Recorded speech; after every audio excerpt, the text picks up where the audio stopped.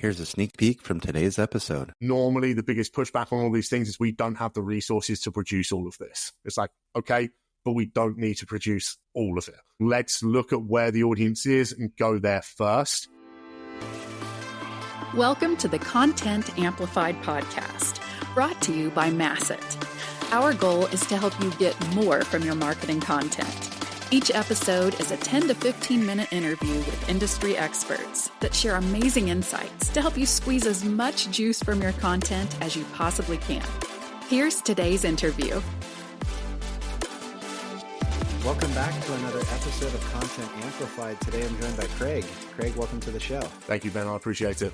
Craig, I'm excited for today's episode. You have some great stories to share about how you've done this, but before we dive into that, let's get to know you. Tell us about yourself and your career. Yeah, thank you. So I'm Craig Brown. I'm currently VP of Marketing at Connect Homes for a prefab building company. I've been there about 18 months. And prior to that, I spent a decade in the agency world, started in paid search, ended up running all paid media, and actually moved from the UK to the US to completely rebuild out a media team. So I've done it both sides of the pond, which is a nice way to do things. It's very different and also the same. You know, people are people. I love it. And one of our favorite questions, what do you love about content and marketing? It's a broad question. As many of us, I got kicked into this sort of post-college as a way to make some money. I think I fell in love with marketing and content because I like telling stories and I like stories. And I think that's what marketing is it's telling stories in a way that changes people's behavior. And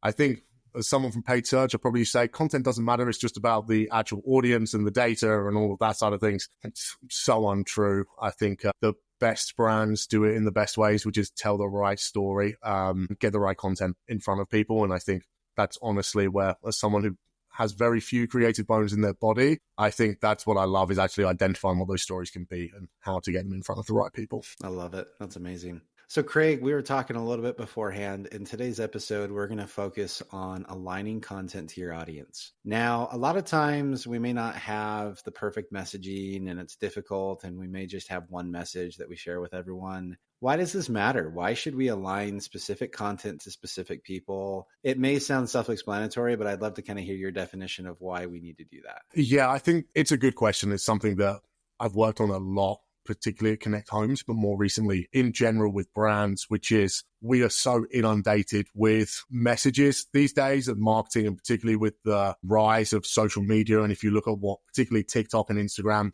are doing with things and the amount that we see influencer marketing grow, that's still marketing. Even if it's not paid for, everyone is trying to push certain things and drive affiliate links. And so the amount of information we are receiving on products all the time is just insane. A lot of that content is personalized. Again, say what you want about TikTok and Instagram. There are huge pluses and minuses. Their algorithms are insane, and we've all lost hours and hours of just going down rabbit holes on whatever your preferred subject might be.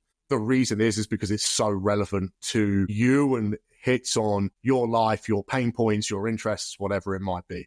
Brands fall down if they don't do that, because we receive so much relevant information every day. If we're not receiving relevant information from the brands that we should be interested in, we're just going to completely ignore it.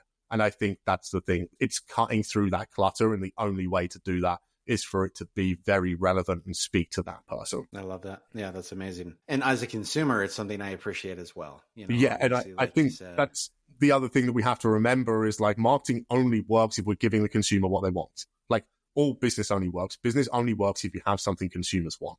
So marketing's the same. We need to make sure we're getting that message across of, why do you want this? Or why do you need this? Well, let's be honest, even if we don't need it most of the time, why do we think we should need it? Yeah, no, that's a great point. I love that caveat. So if I'm at a business and I'm looking at it and saying, okay, I need more relevant content, where do I start? What do I do? How do I really understand that process? What have you gone through to really nail that down? Yeah, that's a great question. And I think aligning your content is all about understanding who your audience is. So best place to start is Google Analytics, or whatever your analytics platform is. They have so much audience information in there. If you go and look at the in-market and affinity audience pieces, it will tell you where that traffic is coming from and how Google is classifying those people. And that's a great place to start because it will tell you what affinity they have for certain types of cars, certain types of interests, movies and films, or what type of news channels they're going to be interested in, that type of stuff. It's just going to start to give you a very top line level. It's also going to break down the demographics for you. So you've got your gender split, you've got your age split. So that's a good place to start. Also do the same with your CRM as well. You're going to have hopefully most of that information in your CRM. The other thing that you can do is take those lists out of your CRM. If you don't have age, gender, and you've got a very basic setup, take those out and put those into something like a Google Analytics or a Meta, or there's many areas that you can do these CRM uploads in that will give you a bit of an audience analysis. And again, start breaking down those splits. Meta obviously has the breakdown of who likes your pages and who follows your content. So I think really that's the first thing, is start doing that. Every brand likes to think they have their target audience. Particularly in the startup world, what you often find is who you think your audience might be isn't necessarily who your audience ends up being. And it's really important to make sure that you do understand who that is. If you think your audience is going to be 30 to 40 and they actually end up being 50 to 60, the way you need to position your brand is going to be so different. Now, that's obviously a very basic sort of inference, but it does make a big difference, and you do need to just understand who it is. And I think the good thing about marketing is we have so much of that information. It's been one of the huge transitions to going online. Most of this data is now available for free and very easy. You don't have to go and run huge surveys. You don't have to go and do polls or anything like that. It's there in interfaces that you probably have already set up and engaged with. I love it. So when you're doing that research, are you setting up very specific personas? What does a persona look like for you as you're doing that research? And how does that then drive the content you're creating? I think that is a really interesting one. We've all seen these audience things where there is, this persona and it gets some crazy name and all of this stuff. It's not a bad way to go, particularly if you're trying to sell in execs higher up. Honestly, it's not something I worry about. I honestly look more at age, gender, household income is always a huge one because it's sort of going to dictate how much you should talk about price point and whether that's important. And I think, let's be honest, we're all cost concerned at some point, no matter what we're buying. That doesn't matter if it's B2C and you're buying something personal. It doesn't matter if that's B2B. Cost is always going to factor into people's decisions. How much that is going to factor in is also important. I think the other thing to do is understand how expensive you are and where you're actually going to fit in a population as well. If you know that you're some people who only earn 150 to 200K are going to be able to afford your product, whatever that might be, you sort of know that it's going to limit your market size. And I think I would focus more on that rather than the names, is what is the market size that I can go after and what's available. And that's another important thing. And I think census data is always good for this type of stuff, just to give you a rough sense check, is, okay, you do really well in, let's say, California.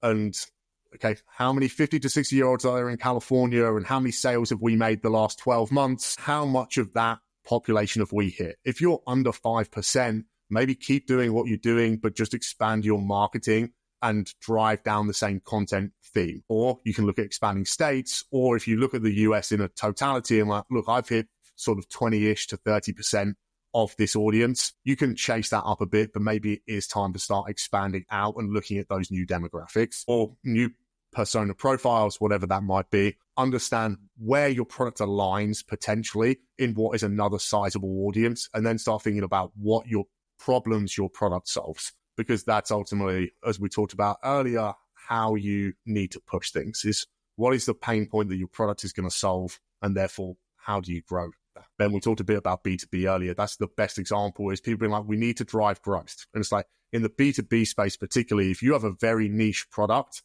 and you can get up, and you're the only one in the space, you can get up to 70 to 80 to 90% of businesses in that space. I worked with a software company and they targeted lumber mills. And they hit 90% of lumber mills in the US and they use this product. And they're like, we need to grow. At some point, there's only so much growth you can do in that market. And then you've got to go and try and do something else. That last final push from the 90 to 100%, you'll see it in brand search. It's just too expensive to get that last bit, and you need to start diversifying. Yeah, I love that. So once we have our personas and understand their needs, I love how you talked about like that. What's their problems? What do they actually need to have solved? How are you distributing content on different channels in such a way that the different audiences are getting the right messages, as opposed to like the blanket blasts of like, this is a brand message to everyone? Yes. And I think that's another good example. When you're looking at media planning, ignore the message that you're going to say for a bit. It's like, well, where are these people? If it's the 50 to 60-year-olds, you're probably looking at leaning much more heavily into like Meta and Facebook and email, versus if you're going for 20 to 30-year-olds, it is going to be more the Instagram, the TikToks.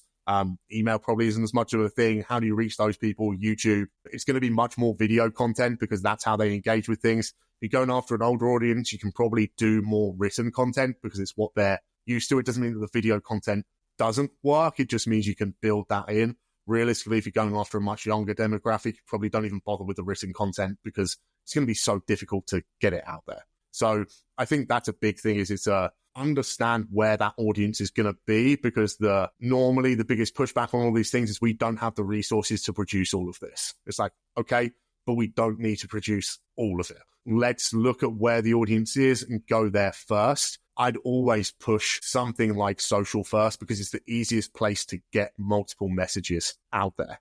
It's not easy to sit down and go, this is the exact message in the exact format that's going to work. So I think if you go out and do it digitally, it allows you to learn and react significantly faster. And I think email is an interesting one. I believe that you have so much control to change behavior with email, and it's a very qualified audience as well. They've already engaged with you somehow.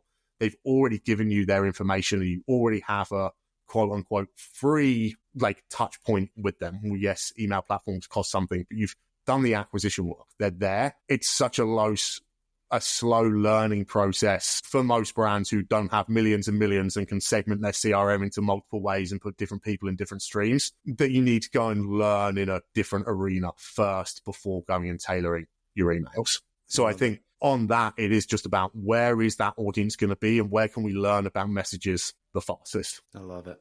And these episodes go by quick. We're almost out of time. So one more question, Craig. Okay.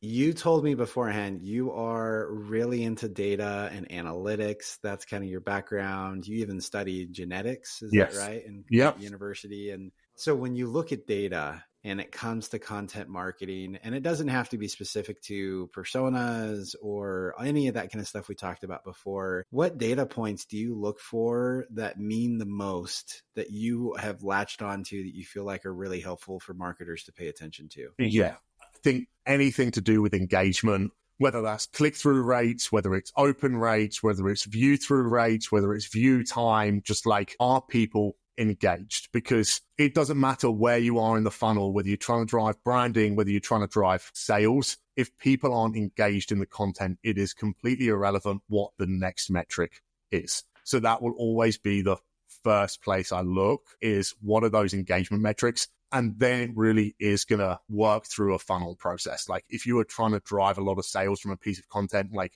email is a great one. Open rates are wonderful. Getting people through to your site is even better. But realistically, once they're already there, you're trying to drive repeat purchase or a first time purchase, or trying to drive that action. I love that. So I think like the sales part is a huge part of it. But I think we all get so caught up. Everyone's like, everything's trackable. It's all performance. It's like ultimately marketing is about telling stories to change behavior. Behaviors change slowly. So it's about ensuring there is that engagement. If people are engaging, the sales will come eventually. And I think we also need to bear in mind that because behavior changes slowly, you have to give time for things to actually funnel through. Like TikTok's a great example. If you are running loads of stuff on TikTok, that's not going to drive immediate sales. What you can start tracking, though, is like if you only run TikTok in a single state, for example, to start off with, start looking at the change of the amount of traffic in relation to everything else coming through. So I also think that's important. It's important to understand where you're running these things and start tracking that website or sales behavior at a different level based on particularly geos. Geos is a great way to do it, and just look at how they change. But I think that's always the data I'll look at, is how is engagement changing? And ultimately, I don't care whether that's direct sales or direct actions. Are those action metrics starting to change? And then you need to just tie that back to what you've put out there, which is different. I love that. That's amazing. I mean, a couple things I just want to double click on. I love that you're talking about using specific geographic areas to do message testing to say, okay, we know that there's not like a direct line to track this, whether it's branded search or website traffic from that, but we can tell if it's latching on. I love that you're focused on engagement rates. Are people actually consuming the content? Are they believing in the message? Things like that. This is amazing. Craig, I have learned a ton. I have loved this conversation. This is amazing. If anyone wants to reach out and continue the conversation online, how and where can they find you? Yeah, I'm on LinkedIn. It's Craig Brown. I think that's probably the best place to reach me, honestly. I'm very bad at marketing myself. Love doing it for brands, not great at myself, but I think, just find me on LinkedIn, and I'm on it a lot. So I'm always happy to engage, always happy to have a conversation with people. I love it. And for anyone listening, we will link to Craig's LinkedIn profile below. So just click on the link there. Again, Craig, thank you so much for the time and insights today. Thank you, Ben. I really appreciate having me on. Thank you for listening to the Content Amplified podcast. Please subscribe and leave us a review. And for additional ways to get more out of your content, visit our website at getmasset.com. That's getmasset.com. And tune in next time to the Content Amplified podcast.